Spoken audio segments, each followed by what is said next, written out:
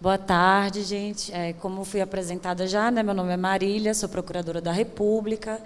Estou desde 2020 na PGR, acumulando a função de membro auxiliar, Procurador-Geral da República, e com esse desafio de coordenar a assessoria jurídica civil do gabinete do PGR, que basicamente é a assessoria que lida com os processos que tramitam no Supremo, que não são de controle concentrado, não são eleitoral, não são criminal, não são trabalhistas. Então, basicamente, é o residual, que significa que é a assessoria de maior volume do gabinete, porque o residual é sempre o que mais tem e mais diversidade de matérias e de classes processuais para a gente trabalhar.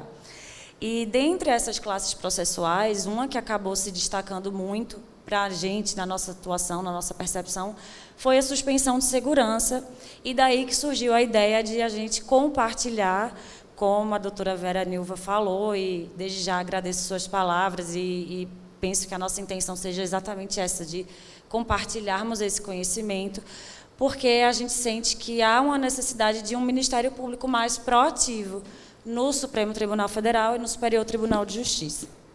E dentro dessa ideia, lá na PGR, a gente desenvolveu esse projeto que a gente chamou de Projeto Prisma, por isso que começa assim minha apresentação, que a gente chamou de Atuação Cível Integrada do MP no STF. É cível porque surgiu dentro da nossa assessoria, então a gente ficou dentro dessa perspectiva, mas aqui eu não vou tratar só de questões cíveis, a gente traz um pouquinho de criminal também.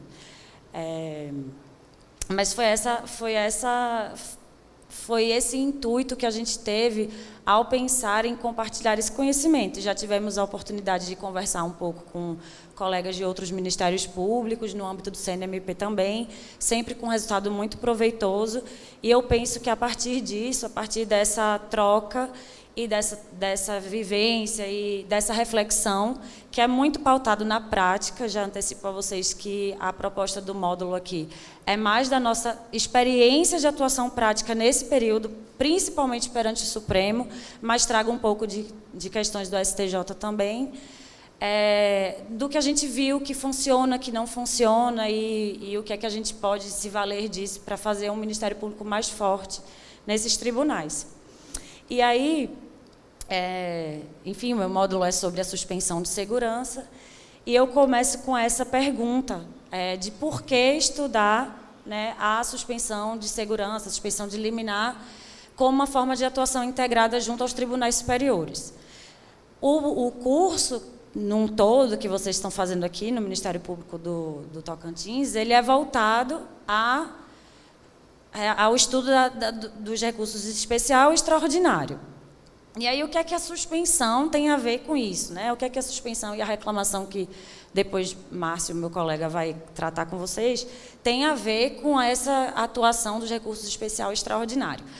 Então, eu trago para aqui, no iniciozinho, um caso concreto que a gente trabalhou lá na assessoria, para ilustrar para vocês o porquê de a gente ter pensado em trazer a suspensão como uma estratégia processual dentro da perspectiva também dos recursos aos tribunais superiores. Então, vou contar para vocês o que aconteceu lá na assessoria. A gente recebeu Vamos contar do início, né? Eu não sei se vocês recordam, isso era muito comum no MPF, mas eu acredito que na atuação das promotorias também devem ter se deparado com isso, de um momento em que os recursos do Fundef, na época era Fundef, foram repassados a menor para vários municípios. E aí houve uma ação do Ministério Público Federal, a União foi condenada a ressarcir os municípios no valor da diferença desse complemento do Fundef, e esse valor era um valor milionário para vários municípios, muito significativo. E começou um volume grande de cobrança desses valores, para o recebimento desses valores por parte dos municípios. Só que os municípios passaram a contratar escritórios de advocacia somente para entrar com essas ações, ao invés de usar suas procuradorias locais.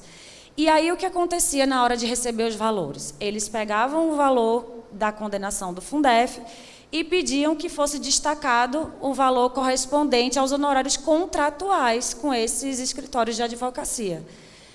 destinando, né, tirando da destinação constitucional para a educação parte dos valores que seriam devidos, que era esse destaque para os honorários vinham da própria verba do Fundef. Então, o que é que a gente teve aqui no caso concreto? Diante desse cenário, né, o município visando a receber esses valores, ele tinha um crédito perante a União de mais de 40 milhões. E aí, iniciado o cumprimento de sentença, o Ministério Público Federal local se deparou com essa situação e resolveu entrar com ação civil pública para obrigar o município a destinar a integralidade dos valores à educação, no investimento na educação.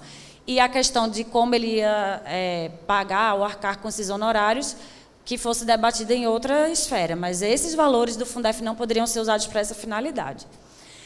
Só que, nem em segunda instância, no âmbito do TRF, eles conseguiram um provimento favorável ao município, permitindo o destaque, no caso, aos escritórios, né? Permitindo o destaque dessa verba para o pagamento dos honorários advocatícios, o que representava um percentual de 8 milhões, mais ou menos, do valor que seria destinado ao investimento na educação para pagar honorários advocatícios dessa ação lá.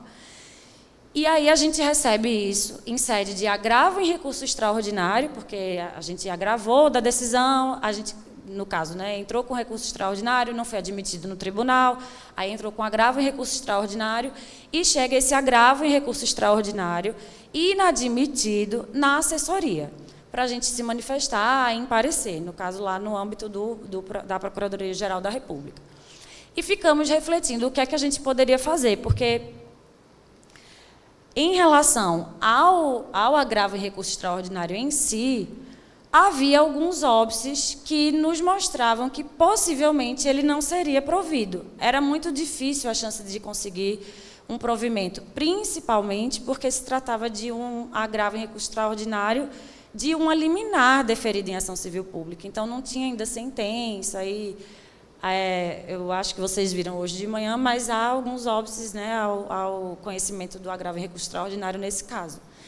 E ficamos pensando se não dá para, tanto dentro da estratégia do ARE, quanto dentro de outras estratégias processuais, o que é que poderia ser feito, fora agravar num agravo interno da própria decisão do ministro-presidente, que não tinha admitido o recurso. E nos surgiu a ideia de entrar com um pedido de suspensão em relação à decisão do Tribunal Regional Federal, que havia permitido o destaque dos honorários daquela verba do Fundef. Então, a gente fez as duas coisas. A gente entrou com um agravo interno da decisão que inadmitiu o ARE e a gente entrou com um pedido de suspensão em relação à decisão do TRF que estava produzindo seus efeitos. E aí vejam o que é que a gente conseguiu no âmbito do STF.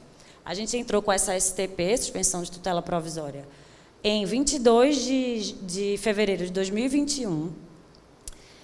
E, no mesmo dia, o ministro Luiz Fux, então presidente do Supremo Tribunal Federal, deferiu a liminar na suspensão de tutela provisória e mandou sustar o pagamento do destaque dos honorários advocatícios daquele precatório. Então, a gente conseguiu um provimento muito rápido por parte do Supremo, com o resultado útil que era esperado por parte do Ministério Público Federal. Esse pedido foi julgado procedente em março, 8 de março, e em 11 de maio já tinha transitado em julgado a nossa suspensão. A suspensão no Supremo ela tem, e no STJ acredito também, ela tem um trâmite muito rápido, porque são 3 dias para as partes se manifestarem. Então, ainda que o ministro-presidente não houvesse apreciado o pedido de liminar, em 3 dias ele teria aquilo retornado, né, aquele pedido de volta no seu gabinete para dar uma decisão, por conta da urgência da medida que normalmente se propõe. Então, o que é que a gente percebeu, né? Em relação ao agravo interno, o nosso área acabou tendo o provimento negado mesmo, a gente não conseguiu um sucesso no nosso agravo interno. Num primeiro momento, até o ministro relator reconsiderou e mandou distribuir o agravo em recurso extraordinário para os outros ministros, né, para que fosse analisado. Mas depois ele teve o segmento negado, mas por questões de a ofensa reflexa à Constituição, a matéria ser infraconstitucional, foi esse o entendimento, né, do relator na época, da primeira turma. E aí a gente chegou a essa conclusão, que a nossa experiência na PGR, ela tem mostrado que a suspensão é uma medida processual célere, eficaz e útil na tutela dos valores cuja defesa é atribuída ao Ministério Público. E muitas vezes a gente deixa de se valer desse instrumento por associar mais a Fazenda Pública ao manejo da suspensão de segurança do que ao próprio Ministério Público na tutela dos valores que se quer proteger. E esse eu acho o meu intuito aqui, de a gente começar, de trazer uma reflexão para vocês, de começarmos a pensar outras estratégias para a nossa atuação, quando vemos que as estratégias de sempre não estão funcionando, e aproveitar essas outras estratégias a nosso favor, enquanto Ministério Público, fazendo com que a gente tenha uma proatividade também na formação da jurisprudência e do entendimento dos tribunais superiores quanto aos instrumentos processuais que estão à nossa disposição, né? E aí a gente começa a nossa análise propriamente dita da suspensão de segurança, para a gente poder ver como podemos usar e em que situações a gente pode se valer dessa medida, certo? Então, rapidamente, qual é a lógica da suspensão de segurança?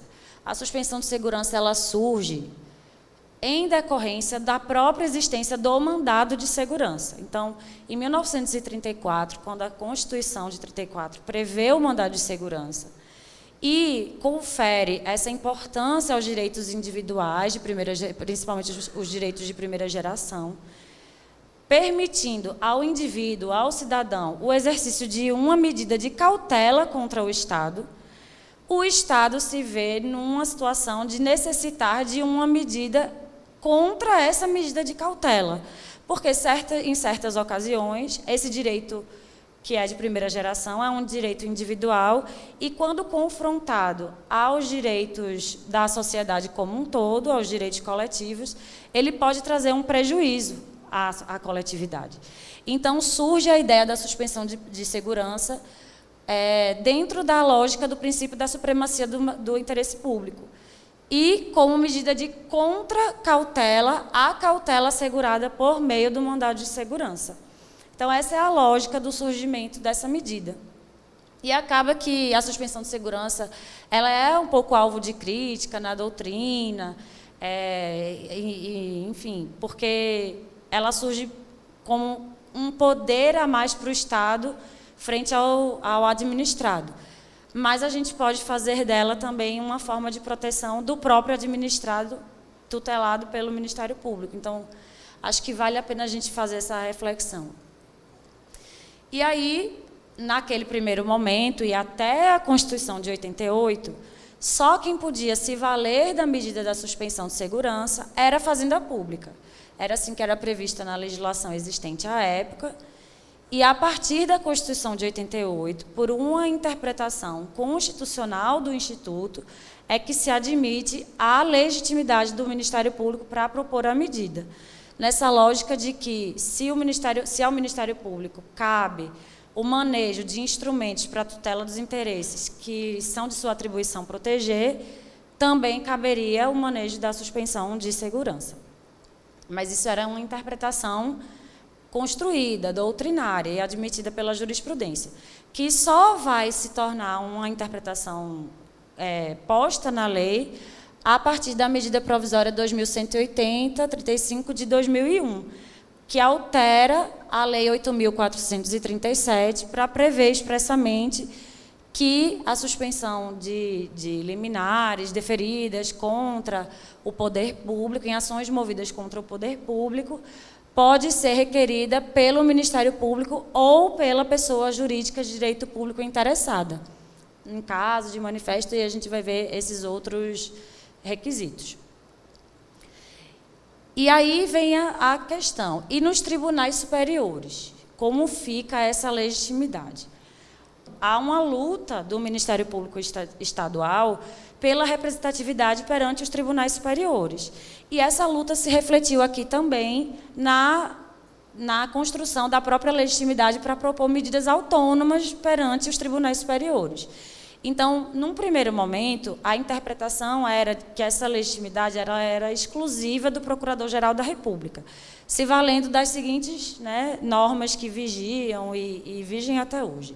A lei que regulamenta os tribunais superiores, que é a Lei 8.038, que prevê que, salvo quando a causa tiver por fundamento em matéria constitucional, compete ao presidente do Superior Tribunal de Justiça a requerimento do Procurador-Geral da República. Então, que seria o Procurador-Geral da República quem caberia fazer o pedido de suspensão para evitar a lesão à ordem, à saúde, à segurança ou à economia públicas.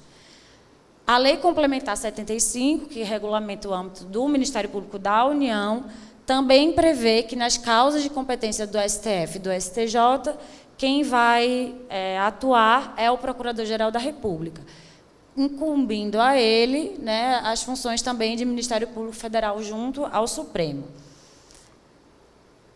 E o próprio regimento interno, tanto do STF quanto do STJ, ao tratar das atribuições para atuação perante os tribunais, inicialmente previram, e continua assim a redação, que o requerimento para suspensão de segurança é do Procurador-Geral da República, podendo no STJ ser do Subprocurador-Geral por delegação do PGR.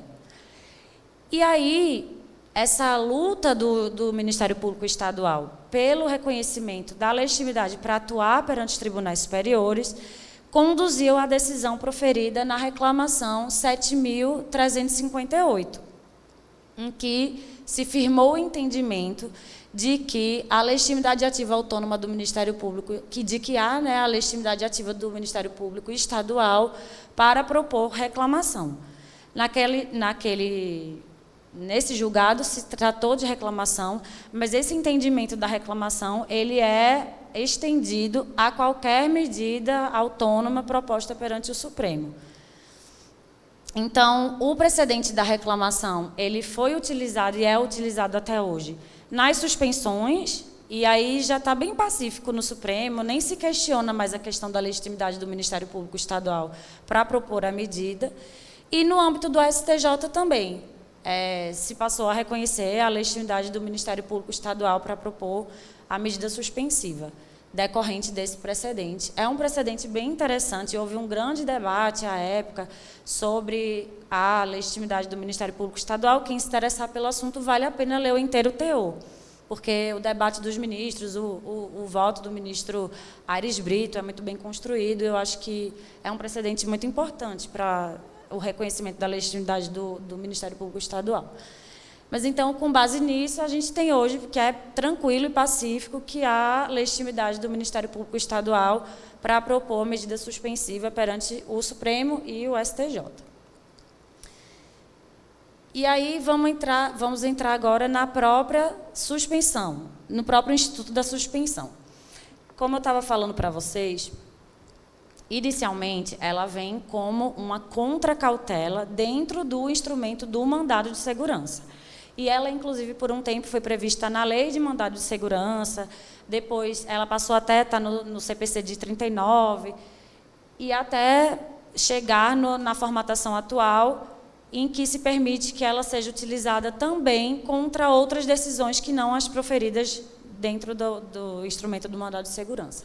Mas existem hoje 2 regramentos concomitantes para a suspensão. O regramento da Lei do Mandado de Segurança, que está no artigo 15 da lei, e o regramento da Lei 8437, que trata das liminares proferidas contra o poder público em outras classes processuais. Qual é a diferença do regramento de uma e de outra? É muito sutil a diferença, assim, basicamente o texto traz os mesmos fundamentos para o pedido, que é evitar a grave lesão à ordem, à saúde, à segurança e à economia públicas, mas tem 2 peculiaridades em uma e 2 na outra que eu queria destacar para vocês. Na Lei do Mandado de Segurança, a lei prevê a possibilidade de formulação do pedido de suspensão contra decisão proferida em sentença. Então, não seria mais só contra liminares, mas sim também contra decisões com caráter de definitividade, que é a sentença. E também permite o que a gente chama de suspensão da suspensão, que é proposto um pedido suspensivo no tribunal local, no caso no TJ daqui. Aí o presidente do TJ aprecia o pedido e indefere o pedido. E aí se permite o manejo de uma suspensão da decisão do presidente do TJ perante um dos tribunais superiores, o Supremo ou o STJ. Então, isso está expresso na Lei de Mandado de Segurança, no parágrafo 1º. É o que a gente chama de suspensão da suspensão. Já a Lei 8437, ela não traz essas duas possibilidades de forma expressa, e ela traz dois fundamentos, além daqueles de evitar a grave violação à ordem, à saúde, à segurança e à economia públicas, que são o fundamento da flagrante ilegitimidade da decisão impugnada. O que é que seria isso? Seria suspender aquelas decisões teratológicas. Esse seria o fundamento com base na flagrante ilegitimidade. E o fundamento do manifesto interesse público. Na prática, o que é que a gente tem percebido? Ao menos em âmbito de Supremo Tribunal Federal, posso dizer com bastante segurança. Eles atuam com fungibilidade entre o regramento da Lei de Mandado de Segurança e da Lei 8437. Então, eles tanto conhecem de pedido de suspensão de tutela provisória em uma decisão que já é definitiva, já tem sentença, de uma classe que não é mandado de segurança, quanto eles admitem pedido de suspensão nas mesmas hipóteses. E em relação a esses dois fundamentos extras trazidos, a flagrante ilegitimidade e o manifesto interesse público, a gente percebe que os tribunais superiores não têm aplicado esses fundamentos isoladamente. Em regra, o manifesto interesse público vem sempre acompanhado de um dos outros fundamentos: grave violação à ordem pública, grave violação à economia pública, grave violação à saúde pública, que reforçam o manifesto interesse público no caso. E a flagrante legitimidade, eu não consegui localizar um precedente que tenha se valido deste fundamento para suspender uma decisão. Então, enquanto o Ministério Público propondo uma medida suspensiva, acho que, como estratégia, o que vale mais a pena é a gente trazer um dos fundamentos da ordem, da saúde, da segurança, da economia públicas, destacar o manifesto de interesse público inerente a esse pedido, porque, como o Ministério Público, a gente já tem isso forte a nosso favor, já que é nosso papel, e, em se tratando de decisão teratológica, também reforçar como ela, de alguma outra forma, traz esses riscos, né, aos valores tutelados pela medida. Porque, senão, o argumento pode ficar precário para o Supremo acabar deferindo o nosso pedido. Então, em síntese, ambas as leis são aplicadas de forma fungível entre si, como a gente tem visto nas decisões do Tribunal Superior, né, como um bloco normativo mesmo sobre os institutos.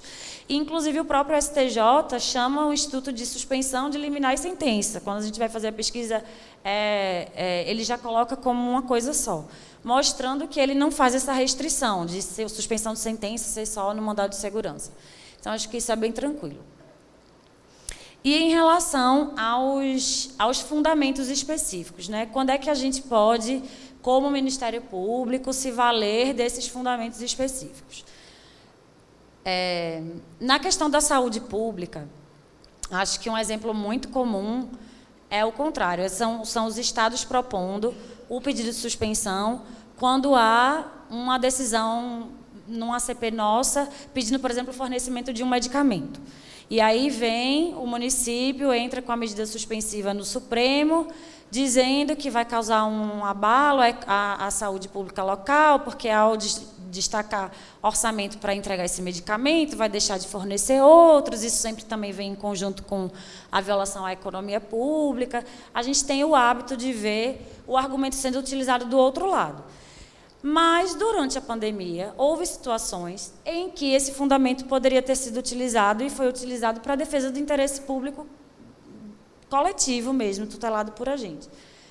Por exemplo, nas ações de contenção, né, do coronavírus, muitos municípios editavam decretos, e aí esses decretos oscilavam, às vezes, com o regramento do Estado, permitiam a abertura de certos estabelecimentos, enquanto o Estado tinha feito uma restrição. E aí a medida suspensiva acabou sendo manejada em várias situações para conter esses decretos ou essas ações dos municípios que poderiam causar um prejuízo à saúde pública local. Então, acho que vale a gente, né, sempre refletir aqui se, nos nossos casos concretos, pode estar acontecendo uma situação parecida e se daria para propor a medida. No caso da economia pública, foi um dos argumentos que a gente usou lá naquele caso do Fundef. Ao destacar o valor de 8 milhões e tanto para aplicar no pagamento de honorários contratuais, além de outros riscos que se estava trazendo à municipalidade, também estava havendo um prejuízo à economia pública, porque estava deixando de utilizar uma verba vinculada, de destinação vinculada à educação, para outra finalidade. E aí a gente entendeu que isso também poderia causar um prejuízo à economia pública.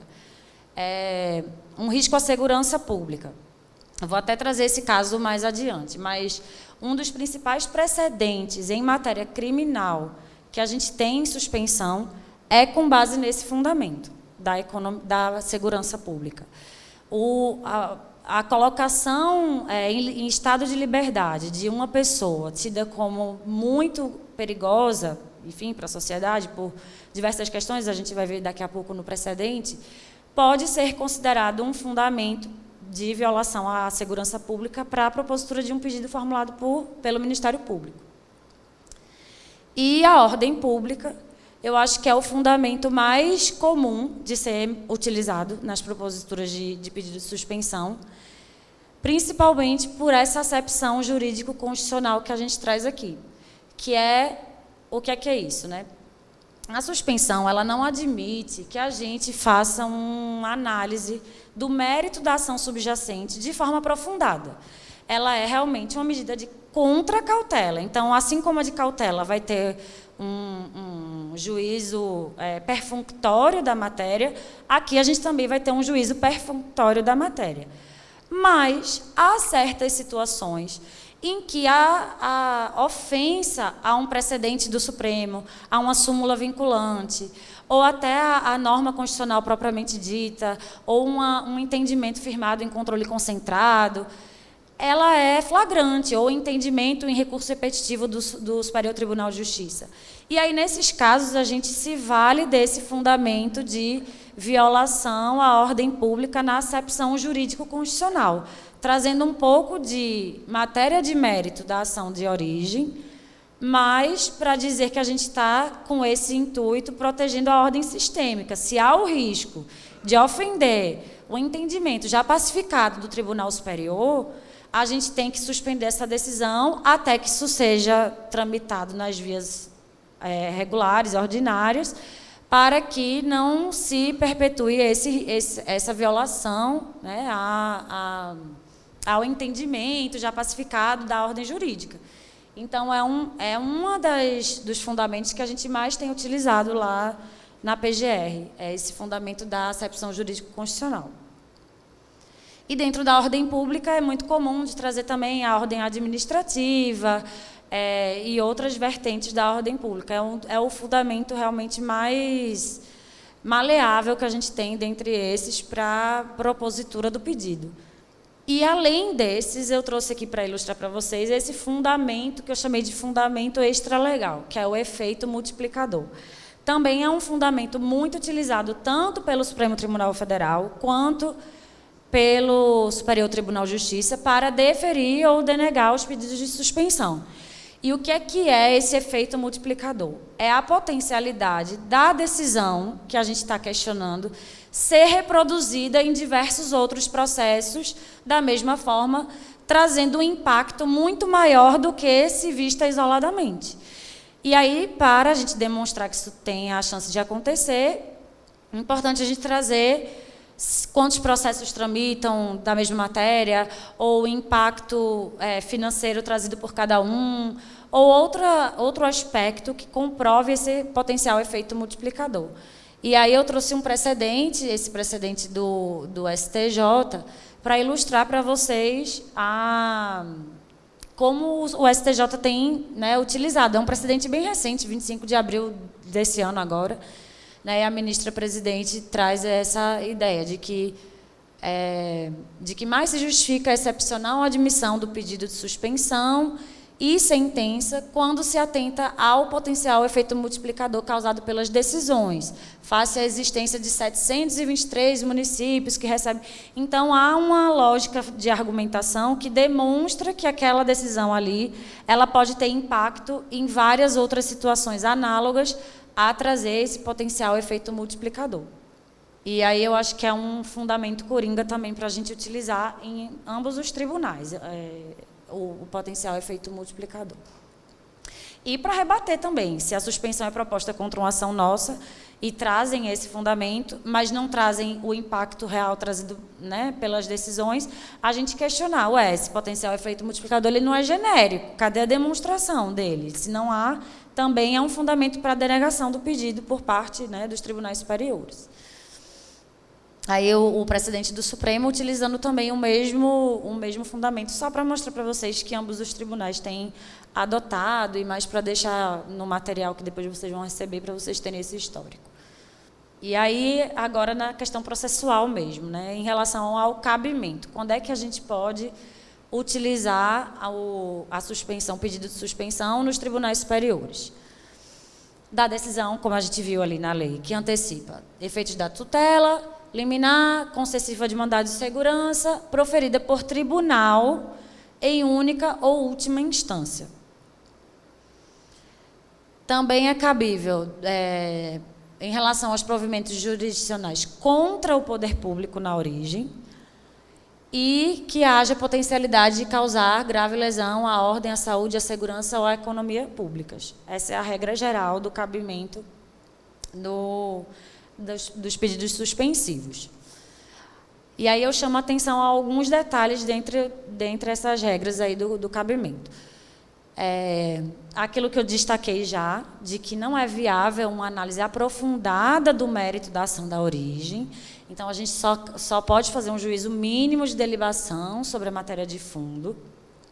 E aí é importante mostrar no pedido que a gente não está querendo reproduzir tudo que foi veiculado na ação de origem. Senão, o que é que os tribunais vão dizer para a gente? O pedido de suspensão está sendo manejado como sucedâneo recursal. É incabível e vão denegar o pedido. Então, não tem como a gente utilizar como, na mesma formatação de um recurso interposto daquela decisão que a gente está pedindo da suspensão, e a gente tem que ir direto ao ponto, sendo bem objetivo. Olha, ofende a ordem pública por isso, isso e isso, para a gente não correr o risco de ser tratado o pedido como um sucedâneo recursal.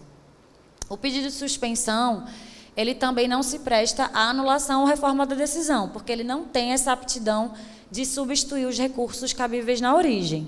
Então, ao propor o pedido, a gente está querendo evitar um resultado imediato decorrente daquela decisão. E aí a gente tem que mostrar isso aos tribunais. Qual é o resultado que se quer evitar nesse momento, se a gente permitir que essa decisão continue produzindo efeitos? Esse pedido, ele vai evitar, ele não vai obstar nem impedir. Então, é salutar que a gente proponha o pedido de suspensão junto com alguma outra medida que venha a efetivamente eliminar esses efeitos, reformar a decisão. Então, junto com o recurso cabível, né? Ele não obsta a propositura do recurso cabível, nem a propositura do recurso cabível obsta ao pedido de suspensão. São medidas independentes. Mas é importante que o recurso também seja manejado, senão vai transitar em julgado e a suspensão cai. E o ajuizamento do pedido ele tem que ser feito até o trânsito em julgado da ação principal. É o período, o lapso temporal pelo qual a suspensão produz efeito. Isso é muito bom, por um lado, porque se ali no início tem uma decisão do tribunal. Ali vamos voltar ao exemplo lá do caso do Fundef que eu dei no início. A gente conseguiu derrubar uma liminar do TRF que suspendeu a decisão, e essa suspensão vai produzir efeitos até o trânsito em julgado dessa ação civil pública. Então, acaba que a gente está com aquilo protegido, aquela verba protegida, até o trânsito em julgado do processo. É muito tempo. Mesmo que a decisão suspensa venha a ser reformada, substituída por outra, se for mantido o sentido dela, o fundamento dela, o pedido de suspensão continua produzindo seus efeitos, impedindo que o destaque aconteça, ou seja, que o resultado aconteça. Então, é um poder muito grande que te dá o deferimento de um pedido desse, porque você consegue proteger, acautelar aquele direito, aquele bem, até o trânsito em julgado da decisão. Por outro lado, se já houve o trânsito em julgado, a nossa situação fica um pouco mais complicada, porque a gente já tem um caráter definitivo. Mas eu vou enfrentar esse ponto também já com vocês. E em relação à competência, né, a gente está tratando dos tribunais superiores, STF e STJ. Então, qual é a regra? Presidente do Supremo, no caso de se tratar de matéria constitucional. Presidente do STJ, em caso de se tratar de matéria infraconstitucional. Mas, se a matéria for, ao mesmo tempo, concomitantemente, infra e constitucional, o que é que a gente faz? Propõe 2 pedidos de suspensão? Propõe um pedido só? Aí a gente vai para a Lei 8.038, que vai responder para a gente essa pergunta. Salvo quando a causa tiver por fundamento matéria constitucional, compete ao presidente do Superior Tribunal de Justiça. O que é que isso quer dizer? Que sempre que tiver matéria constitucional, a competência é do presidente do Supremo, ainda que também veicule matéria infraconstitucional. É o que a gente chama de competência constitucional mista. Então, sempre que tiver qualquer elemento de matéria constitucional, a gente formula o pedido ao Supremo, um único pedido de suspensão, e o Supremo vai apreciar o pedido. Visto esse panorama geral da suspensão, eu trago agora para vocês algumas questões processuais controvertidas com as quais a gente se deparou no nosso dia a dia na assessoria, e os precedentes dos tribunais sobre essas questões, porque acho que podem ajudar vocês também, né, no trabalho do caso concreto. E a primeira questão é essa. É cabível o pedido de suspensão de decisão proferida em sede de execução ou cumprimento definitivo de sentença? Eu acabei de falar, né? A gente tem a produção de efeitos até o trânsito em julgado. Passou o trânsito em julgado. E aí, o que a gente faz? Vamos ver o entendimento dos tribunais. O STJ, fase executória, matéria constitucional, transitado em julgado, não cabimento do pedido de suspensão de segurança. Outro precedente, né? Decisão proferida em sede de execução de título extrajudicial, não cabimento. O pedido de contracautela não é via adequada para suspensão de decisão proferida em sede de execução fundada em título extrajudicial, que é definitiva, ainda que pendente de julgamento de embargos. Então, a regra é que, transitado em julgado, não cabe mais pedido de suspensão. A gente não tem mais o que acautelar, e então não seria uma medida viável. A gente teria que pensar em outra solução dentro do processo de execução. Mas, na assessoria civil do gabinete do PGR, onde se vê de tudo, a gente viu uma situação em que cabível o pedido de suspensão em fase de execução. Qual foi a situação? No estado de Goiás, eles tiveram uma matéria que foi submetida à repercussão geral, que envolvia o ressarcimento entre Estado e município de uma certa verba. Era um programa que foi convênio, enfim. E se discutia qual o tema de repercussão geral que seria aplicado. Essa matéria transitou em julgado, determinaram a aplicação de um tema de repercussão geral, foi para o cumprimento de sentença. Chegou no cumprimento de sentença, e aí do tribunal a questão continuava sendo debatida, e o tribunal resolveu afetar isso ao tema de recurso repetitivo, embora o Supremo já tivesse decidido qual era o tema aplicado de repercussão geral. E mandou suspender os processos em trâmite, em fase de execução, que versassem sobre essa matéria, que já tinham transitado em julgado, alguns. E aí alguns juízes de execução resolveram suspender esses processos. Então, o que é que a gente defendia nesses casos dos nossos pareceres e o Supremo também entendia? Que aqui, a decisão que se queria suspender era uma decisão que atentava à coisa julgada, porque ela estava mandando suspender uma decisão que já tinha transitado em julgado. Havia, para isso, seria ação rescisória, se fosse o caso, para desconstituir aquele julgado, e não aguardar o julgamento de um recurso repetitivo que não poderia atingir mais aquele processo, que já estava com trânsito em julgado. Então, esse caso foi uma exceção que a gente viu, ou seja, quando a ofensa é a própria coisa julgada, a própria decisão que transitou em julgado, é possível, como uma medida de contracautela, o manejo do pedido de suspensão. Então, a gente tem outra situação aqui. Uma CP ajuizada pelo MP, a liminar indeferida em primeira instância. Tribunal recebe agravo de instrumentos sem efeito suspensivo ativo. E aí vem o questionamento. Cabe pedido de suspensão de liminar em face da decisão do tribunal? Ou seja, é cabível pedido de suspensão para conceder efeito suspensivo ativo à liminar requerida, na origem, né? A gente teve 2 indeferimentos, e aí, ao pedir a suspensão do indeferimento, teríamos como resultado a concessão de efeito suspensivo ativo. Os tribunais admitem essa possibilidade? Vamos ver. Ambos os tribunais não admitem essa possibilidade. O Instituto da Suspensão de Segurança deve ser manejado segundo os requisitos previstos na Lei de Regência e não para a concessão de efeito suspensivo ativo. Esse é o precedente do Supremo e o precedente do STJ, ação movida pelo próprio poder público, não o cabimento do pedido de suspensão. O STJ, qual é a particularidade da suspensão, né? Primeiro que, principalmente no âmbito do Supremo, a gente observa isso. A aplicação do Instituto oscila bastante de acordo com qual ministro está na presidência do tribunal. Porque quem decide os pedidos de suspensão é a presidência. Então, é mais raro que esses pedidos sejam submetidos ao plenário ou à corte especial. E aí, quando decididos monocraticamente, acaba se firmando aquela linha de atuação durante aquele período do mandato. E isso oscila um pouco. Nos mandatos do ministro Toffoli e do ministro Fux, a gente tinha uma maior flexibilidade das regras processuais. Eles se atentavam mais ao próprio fundamento, à própria matéria de fundo, ao que se estava veiculando. No STJ, a gente percebe que eles se atentam mais às questões processuais e parece haver uma maior estabilidade no entendimento jurisprudencial em relação aos óbices processuais ao conhecimento da suspensão.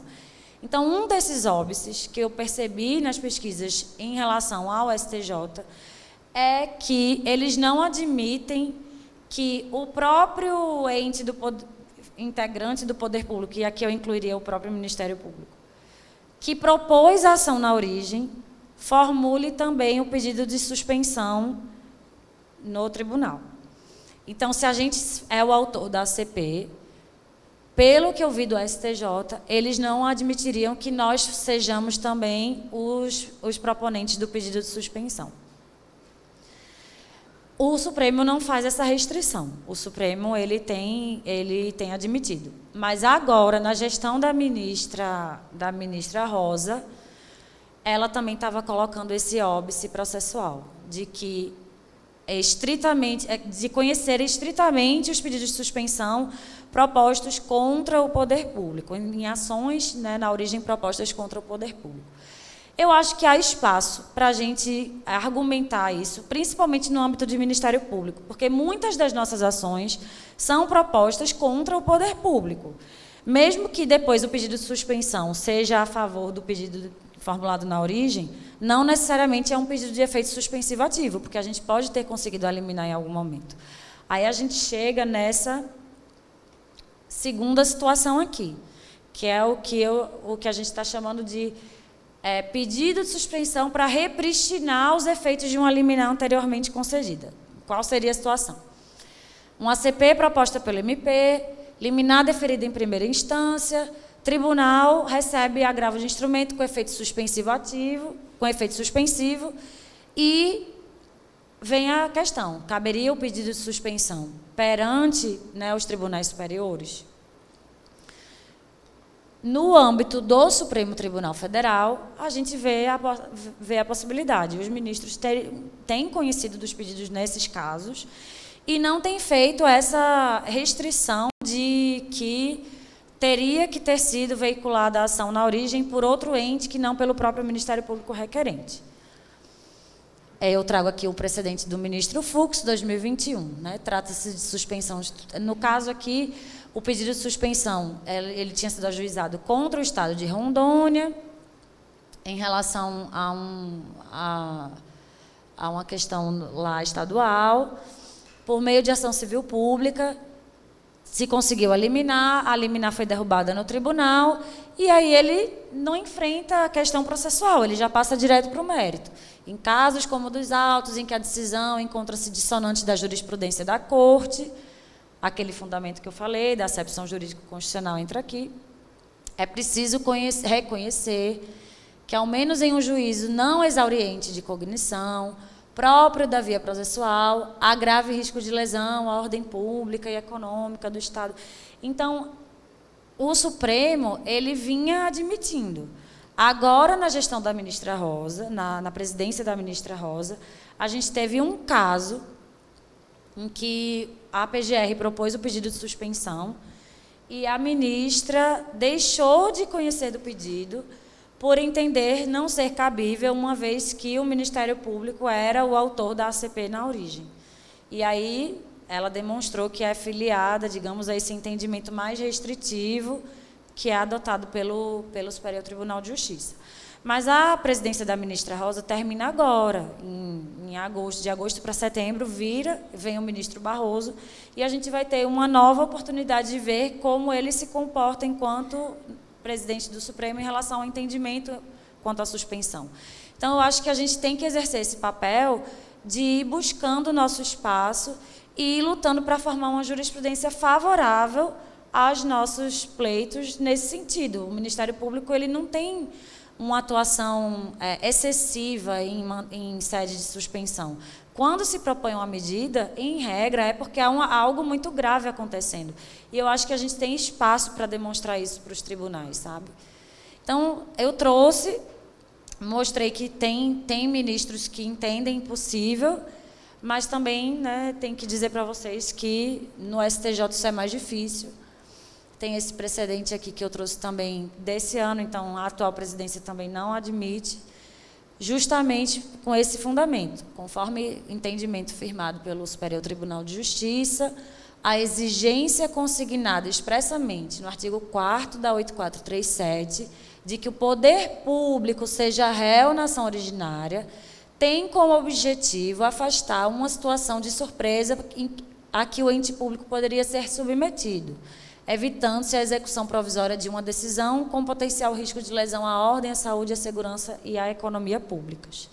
Então, ela não admite eles não admitem que o mesmo ente proponente da ACP seja o que vai formular o pedido de suspensão.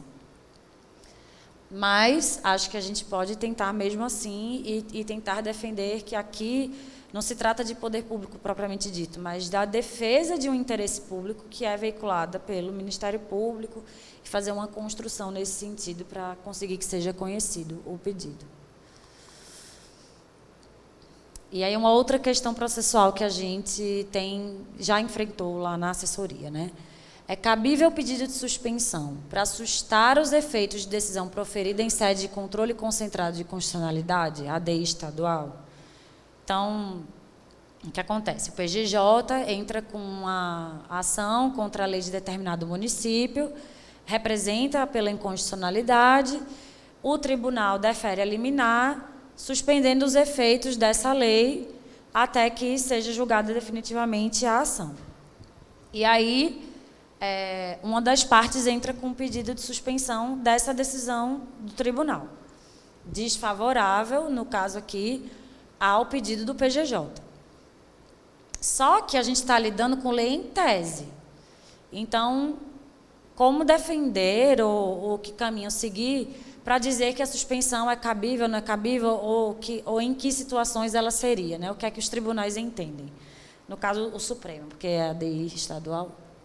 Então, o Supremo tem entendido o seguinte: quando a lei tem efeitos concretos e imediatos dela decorrentes, que serão suspensos pela liminar dada no tribunal, nesses casos, é admitido o pedido de suspensão em sede de controle concentrado de lei em ADI estadual. Então, aconteceu muito no estado de São Paulo.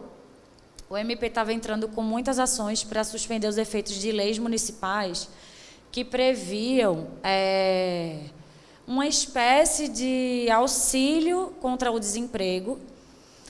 Só que, quando se ia analisar a lei, era uma forma de contratação temporária sem justificativa constitucional, sem fundamento constitucional, porque ela não tinha os requisitos da contratação temporária, mas era revestido nesse suposto auxílio ao desemprego, e aí eles contratavam atividade meio para atuar na administração municipal sem realização de concurso público, burlando a regra do concurso público. Por isso o MP começou a entrar, a ajuizar essas representações. E aí o que é que o Supremo entendeu em alguns desses casos? Que a suspensão imediata dos efeitos da lei e a desvinculação dessas pessoas da prefeitura traria, né, prejuízos, no caso concreto, sem a própria administração municipal, que se veria sem aquelas pessoas para exercer a função. E, no caso, na época, foi no período de pandemia, traria também um prejuízo às pessoas que se veriam sem salário durante esse período de excepcionalidade da saúde pública. Então, acabou admitindo esses pedidos. Só para ilustrar para vocês um dos casos. Mas é isso, eles já têm entendimento consolidado de que é admitido, sim, o pedido de suspensão em sede de controle concentrado. Então, a nosso favor pode ter o contrário, pode ser alguma medida, alguma ação, né, de inconstitucionalidade estadual, de lei municipal, enfim, que o Ministério Público entenda que seja uma lei importante para a municipalidade e não queira ver suspensa, e tenha efeitos concretos e imediatos. E, nesse caso, o Ministério Público pode veicular o pedido no Supremo para que ela possa continuar produzindo efeitos até o julgamento definitivo por parte do tribunal local. E é uma situação que a gente não viu ainda, então eu acho que tem esse espaço para a gente construir, sabe, a atuação do Ministério Público. E aí a gente vem num tema que é um dos temas, eu acho, mais polêmicos dentro do estudo da suspensão, que é se é cabível o pedido quando a matéria de fundo é criminal. Eu tinha antecipado para vocês ali no comecinho que a gente tem dois precedentes importantes em relação a essa matéria. Os dois são do Supremo Tribunal Federal. O primeiro precedente, ele envolve André do Rap. Não sei se vocês já ouviram falar de André do Rap, mas ele é integrante do PCC. E o que foi que aconteceu? André do Rap, ele estava preso e entraram com pedido de habeas corpus, a defesa dele entrou com pedido de habeas corpus para a soltura dele, caiu para o ministro Marco Aurélio no Supremo, e o fundamento do pedido era o excesso de prazo da prisão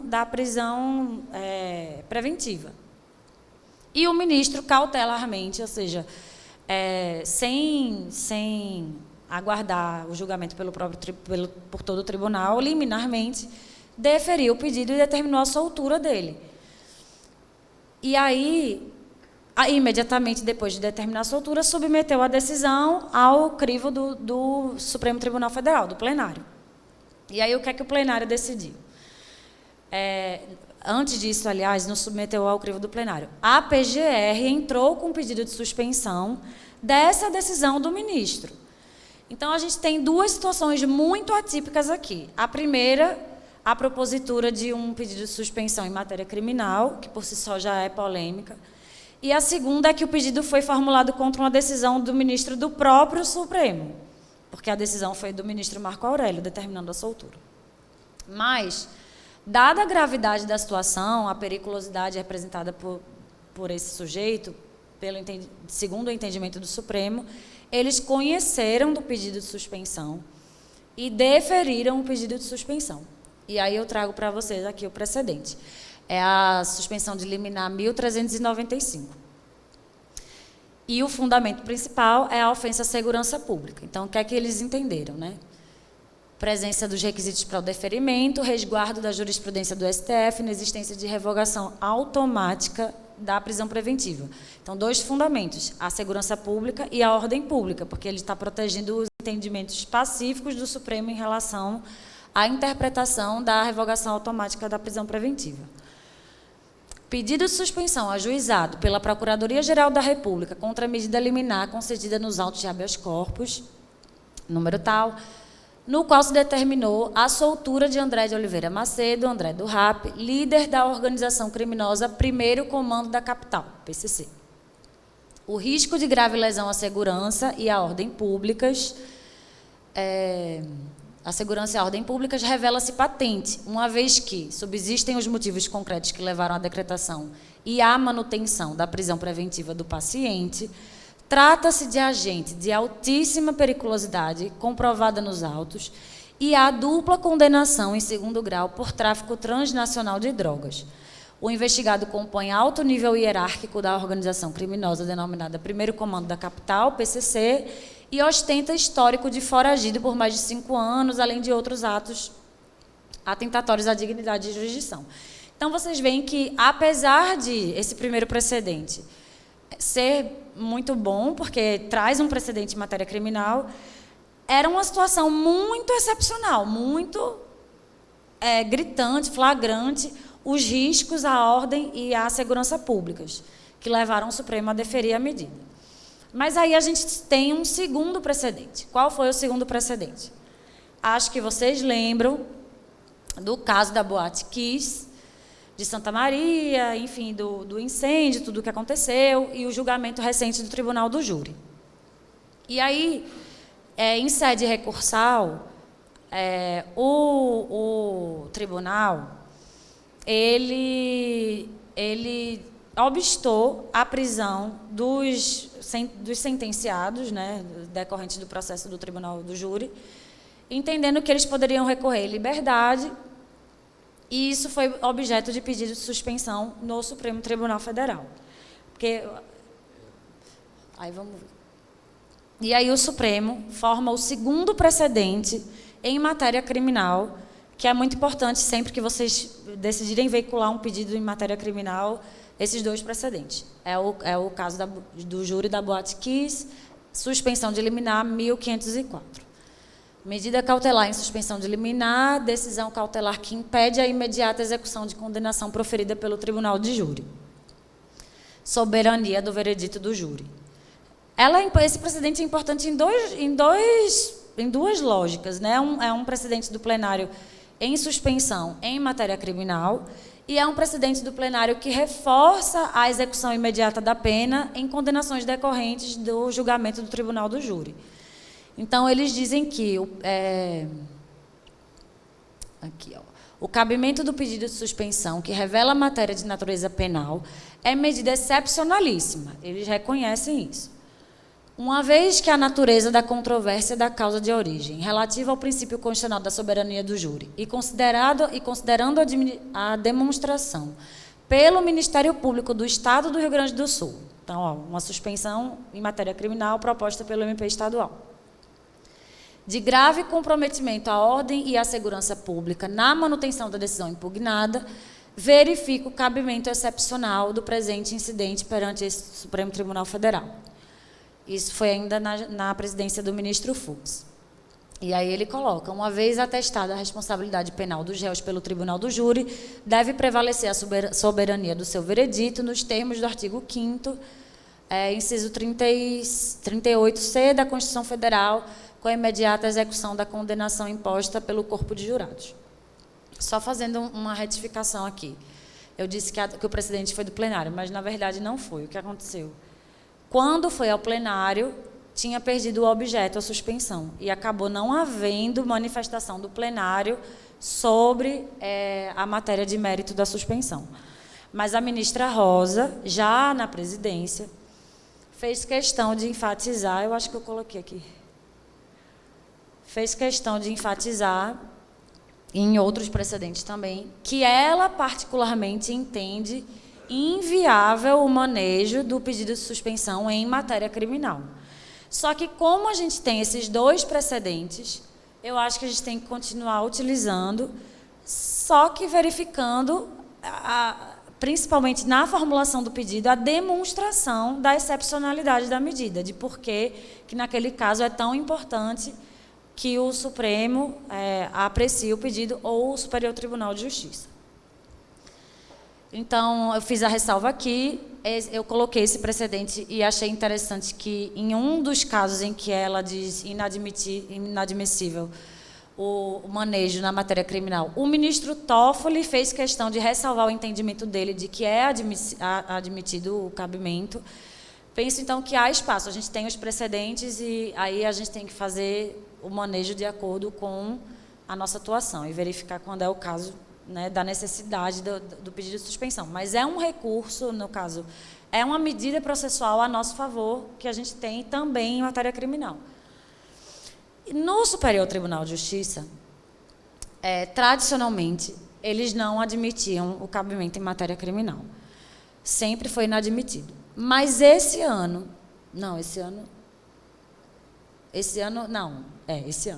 que eu trago aqui o entendimento tradicional, né? Esse precedente de 2018 mostra que eles sempre entenderam dessa forma. A Corte Especial firmou o entendimento de que o cabimento de suspensão de segurança limita-se aos efeitos da natureza cível, pois não há previsão legal para sua aplicação com a finalidade de sobrestar a execução de decisões proferidas no transcurso de procedimentos judiciais de índole penal. Esse é o entendimento tradicional do Superior Tribunal de Justiça. E aí eles vêm e fazem essa ressalva, né? De que tem conhecimento de que o Supremo admitiu o manejo. E aí, esse ano, na Corte Especial, a gente teve o primeiro precedente do Superior Tribunal de Justiça deferindo um pedido de suspensão de liminar em matéria criminal. Qual era a situação? Em uma investigação criminal, se apurou que uma empresa, que havia determinado desvio de ativos envolvendo uma empresa. Essa empresa, na origem, entra com mandado de segurança, porque os ativos dela foram bloqueados, para que fossem desbloqueados. Mas o bloqueio decorreu do processo criminal. E aí, consegue eliminar no mandado de segurança, e essa questão chega ao Superior Tribunal de Justiça, que entendeu pela admissibilidade da suspensão em demandas de natureza criminal somente em caso em que configurada apresente excepcionalidade em razão da gravidade manifesta dos fatos, que ocasiona, enfim, na linha do Supremo. Olhando o inteiro teor desse julgado, a gente vê que há ainda discussão entre os ministros. Teve ministro que entendeu que cabia porque decorrente de um pedido formulado em mandado de segurança.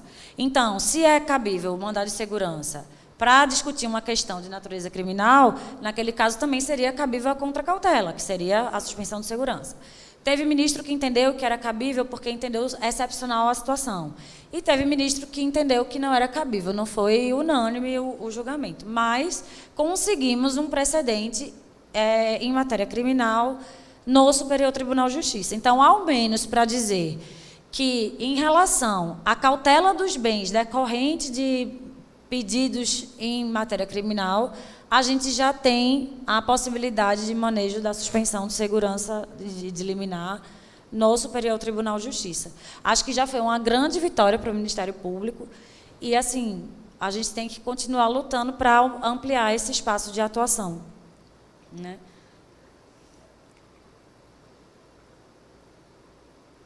Então, a gente viu que a regra, mudando, né? Saímos da matéria, agora vamos para uma questão controvertida em matéria de legitimidade para a propositura. De regra, Ministério Público, Poder Público. Mas Poder Público, quem é Poder Público? Né? O que é que os tribunais superiores têm entendido por Poder Público? Há outros legitimados? Há outros legitimados. Quais são esses outros legitimados?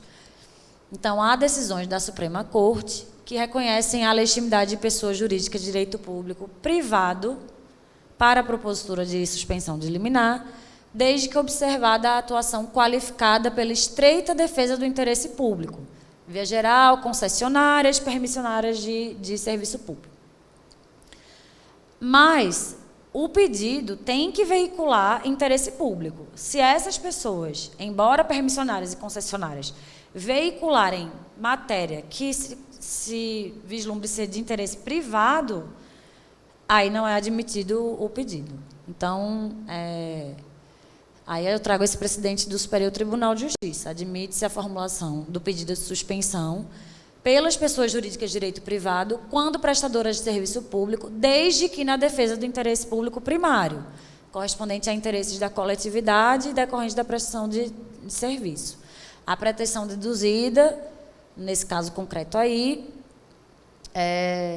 tem natureza privada e, por isso, não foi reconhecida a legitimidade. Acho que esse precedente traz um bom fundamento de resposta a um eventual pedido de uma dessas concessionárias que questionem situação de defesa dos nossos interesses enquanto Ministério Público. E aí vem uma outra questão, que a gente se depara com alguma frequência lá no Supremo. Prefeito afastado de suas funções pode formular pedido de suspensão? No caso, a gente poderia entender que é um particular, já ele foi afastado das funções, ele não é mais prefeito. Então, é um particular formulando pedido de suspensão. Poderia? Bom, o Supremo tem admitido que sim. Ele entende que o prefeito afastado de suas funções, alijado do exercício do mandato, ele tem legitimidade para requerer a suspensão na defesa do próprio mandato, decorrente da Constituição. Então, por conta dessa legitimidade que é atribuída a ele para o exercício do cargo pela votação, pela eleição, ele teria a legitimidade para propor o pedido de suspensão para retornar ao cargo. Normalmente, os pedidos são esses. Mas, a nosso favor, a gente tem que, normalmente, o Supremo não defere. Ele reconhece a legitimidade, mas não defere o pedido dos prefeitos. Então, tem vários precedentes que a gente pode usar no mérito, embora não possa ficar no óbice processual. E o secretário municipal, afastado do cargo, poderia propor o pedido de suspensão? Aí a gente tem a resposta do óbice processual a nosso favor. O secretário municipal, ele não exerce cargo eletivo, ele é nomeado pelo prefeito. Então, ele não tem como se valer, né, do risco de violação à soberania popular exercida pelo sufrágio universal, que é o fundamento que legitima o prefeito à propositura do pedido de suspensão. E aí, por conta disso, ele é parte ilegítima à formulação desses pedidos. Os tribunais de contas são parte legítima para a propositura do pedido suspensivo? São parte legítima para a propositura do pedido suspensivo. Em regra, quando veiculam pedido de defesa de suas prerrogativas institucionais. Então, o Tribunal de Contas do Mato Grosso, ADI estadual, medida cautelar que suspende a eficácia de dispositivo da lei orgânica do TCE, medidas cautelares determinadas pela Corte de Contas, alegação de risco grave de dano, e foi deferido o pedido, ele reconhece. É muito comum também os tribunais de contas formularem pedido de suspensão quando determinam cautelares em suas decisões e essas cautelares são objeto de mandado de segurança, são derrubadas pelo tribunal e aí a questão chega ao Supremo. E muitas vezes essas cautelares, elas visam a proteção do erário. Então, assim, há um interesse público análogo ao nosso, nesses casos das cautelares deferidas pelos tribunais de contas estaduais em determinadas situações. E a Defensoria Pública?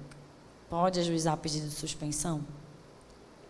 Acho que todas essas instituições seguem a mesma lógica.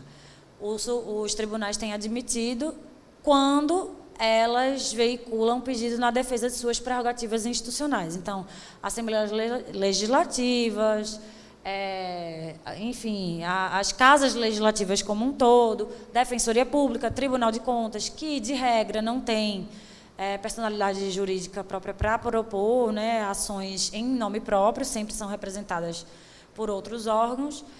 quando, na defesa de suas prerrogativas institucionais, podem veicular o pedido de suspensão. Se for, no caso da Defensoria Pública, para a defesa de interesse dos seus assistidos, aí os tribunais não admitem a legitimidade. Então, a Defensoria Pública tem a garantia de estar em juízo para a defesa de suas prerrogativas institucionais, não se mostrando necessário, a representação judicial fique a cargo da Advocacia Geral da União ou das Procuradorias Estaduais, se for o caso da Defensoria Pública do Estado. E quando a Defensoria Pública, em razão da personalidade judiciária, integra o polo ativo da demanda em defesa de prerrogativas institucionais, atua a realidade como o próprio poder público, por isso está legitimada.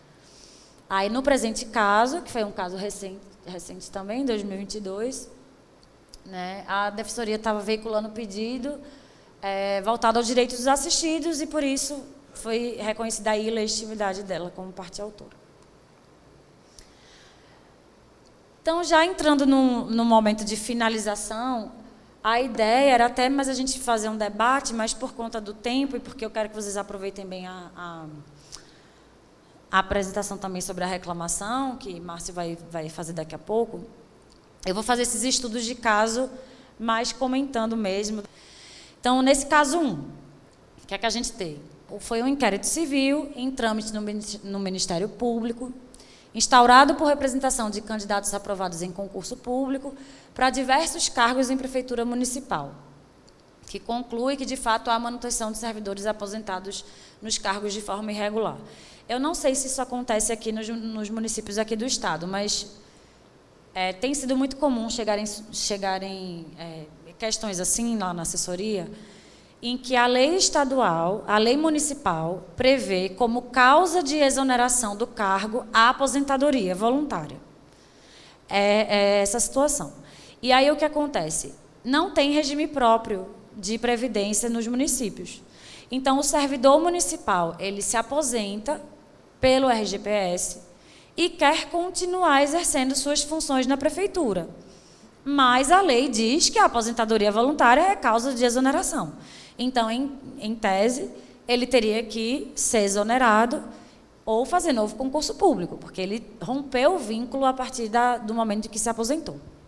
Essa é a situação. E aí o município faz concurso, os aprovados passam no concurso e vem pressionar o Ministério Público. Olha, a gente quer ser nomeado, tem uma galera aí ocupando os cargos de forma indevida, porque todos deveriam ter sido exonerados por terem se aposentado. E fica essa situação. Então, o que é que o Ministério Público faz? Expede uma recomendação para a prefeitura. Olha, tem servidor que foi aposentado, deveria ter sido exonerado, tal, adote as medidas cabíveis. O prefeito acata a recomendação, exonera as pessoas que estão aposentadas e não deveriam mais estar ocupando o cargo, só que uma dessas pessoas, se sentindo prejudicada pela exoneração, impetra o mandado de segurança e argumenta que faria jus a continuar no cargo porque o município não tem regime próprio de previdência. Então, a lei não poderia ser aplicada. Enfim, tem essa discussão. O que é que a gente poderia propor nesse caso, né? Ele consegue eliminar, a liminar é mantida contra o poder público, foi contra o município, e tem um tema de repercussão geral sobre a matéria, que diz que o servidor público aposentado pelo regime geral de previdência, com previsão de vacância do cargo em lei local, não tem direito a ser reintegrado ao mesmo cargo no qual se aposentou, ou nele manter-se, por violação à regra do concurso público e à impessoalidade de acumulação de proventos e não acumuláveis em atividade. Então, assim, a minha proposta era vocês pensarem o que é que a gente poderia fazer num caso como esse, pensando que decorreu de uma recomendação do Ministério Público e a decisão foi contra o que a gente tinha proposto, né, pedido ao prefeito para fazer. E que vocês debatessem também se caberia, enfim, quais as medidas cabíveis. O que é que eu pensei aqui para o nosso caso? Um pedido de suspensão. A gente teve alguns pedidos de suspensão, não foram do Ministério Público, não foi exatamente assim o caso, mas a matéria de fundo era exatamente essa. E aí o Supremo tem deferido esses pedidos de suspensão para manter o servidor afastado do cargo, porque descumprindo, né, o entendimento do próprio Supremo, já afirmado em sede de repercussão geral. Aí a pergunta se caberia uma outra medida, já que a gente tem repercussão geral, e enfim, talvez Márcio possa trazer a resposta se cabe reclamação mais tarde, mas e aí, enfim, os recursos manejáveis normais, né, de impugnação dessa decisão. Acho que essa aqui vou pular, que é do Tribunal de Contas, eu acho que eu comentei com vocês. E para encerrar, eu vou trazer esse último caso, também para a gente construir, que foi um caso concreto que realmente chegou para a gente lá na Procuradoria, que foi o seguinte: teve uma decisão proferida em sede de controle concentrado, em ADI, pelo Supremo Tribunal Federal, que julgou inconstitucional uma lei estadual que previa o que eles chamavam de licença ambiental única, que era o seguinte: os empreendimentos locais não precisavam se submeter às regras de licenciamento ambiental das demais legislações. Licença de instalação, licença de operação, licença enfim, as 3 licenças. Eles só precisavam dessa licença ambiental única, que dispensava os requisitos para cada uma das outras licenças. Então, o Supremo entendeu que era inconstitucional, porque não oferecia a proteção ambiental suficiente e também por algumas formalidades, por algumas questões formais da lei estadual. Só que, localmente, uma instituição, uma associação, enfim, de defesa dos produtores rurais do local, entra com um mandado de segurança, pedindo que os seus associados, que já tinham essa licença ambiental única, façam jus à expedição por parte do Estado, da Secretaria de Meio Ambiente Estadual, das respectivas licenças, a licença prévia, a licença de instalação e licença de operação, dizendo à associação que, por terem a licença ambiental única, eles teriam preenchido os requisitos para as 3 licenças da mesma forma e teriam direito a obter essas licenças. E aí o tribunal defere o pedido. E chega uma representação na PGR para a gente, mas poderia ter sido feito isso pelo próprio tribunal, pelo próprio Ministério Público local, lá, porque era até estadual a questão. Mas chega a representação dizendo: olha, a situação aqui é muito grave, porque como eles obtiveram a liminar do tribunal, eles vão começar o plantio e vão desmatar essa área toda aqui. E aí depois não vai ter mais como reverter o dano ambiental. E aí, né, a gente se deparou com essa situação. O que é que a gente faz? O que é cabível? A gente tem aqui uma decisão em sede de controle concentrado, que já decidiu que a lei é inconstitucional, e a gente tem uma decisão do tribunal local afrontando essa decisão do Supremo e mandando expedir as licenças, apesar de ser inconstitucional a licença ambiental única que eles tinham. E, no caso, a gente resolveu adotar 2 medidas concomitantes no âmbito do Supremo. A gente formulou o pedido de suspensão e foi prontamente atendido, conseguiu a liminar favorável e obstou a continuidade da produção de efeitos daquela decisão. E a gente também resolveu ajuizar uma outra medida processual, que é sobre a qual a gente vai tratar na segunda parte de hoje, já, que foi a reclamação, para cassar a decisão que afrontava a decisão, o entendimento do Supremo firmado em controle concentrado de constitucionalidade. E também foi deferido o pedido na reclamação. Então, eu trouxe esse caso porque eu acho que ilustra bem como ambos os institutos podem ser manejados a nosso favor, na nossa atuação, e a importância deles em várias situações em que a gente se vê sem outra medida a ser adotada, no âmbito local ou enfim, na nossa atuação dentro do comum, do que a gente está acostumado na nossa prática. E aí a gente conseguiu, Márcio mais tarde detalha para vocês os requisitos para a reclamação, mas nesse caso era cabível, e obtivemos, né, sucesso nas 2 medidas. O pessoal que representou ficou muito feliz com a PGR e a gente ficou muito feliz com o trabalho. Então, compartilho com vocês, assim, comecei com um caso concreto, encerro com um caso concreto também, para mostrar a vocês das possibilidades de utilização desse instituto. Deixo aqui para vocês meu contato. Fiquem à vontade, se tiverem qualquer dúvida, quiserem trocar uma ideia, estou à disposição, continuo como coordenadora da assessoria civil do gabinete do PGR. E a gente também elaborou, dentro desse projeto, um roteiro de atuação dos instrumentos, né, cíveis lá do âmbito do gabinete. Ele se volta a diversos públicos, porque traz questão de como representar o gabinete, mas também traz meio que umas linhas gerais sobre alguns institutos, inclusive a suspensão e a reclamação. Então, deixei o link para vocês, se tiverem interesse, dá para vocês acessarem, baixarem o material. Nesse mesmo link, a gente também tem um material de repercussão geral e súmulas vinculantes, porque é a assessoria de um colega que também elaborou esse mesmo material, então está bem interessante, e ele também é uma pessoa muito acessível, Lucas. E, enfim, acho que a nossa grande alegria, assim, nesse trabalho tem sido essas trocas e essa possibilidade de ver a nossa forma de atuação de diversas maneiras a partir do contato que a gente faz com os ministérios públicos a cada vez. Então, agradeço a vocês a oportunidade de estar aqui hoje. Fico à disposição, o que vocês quiserem conversar, trocar, estão aí meus contatos e é isso, gente. Boa tarde. Obrigada, doutora Marília.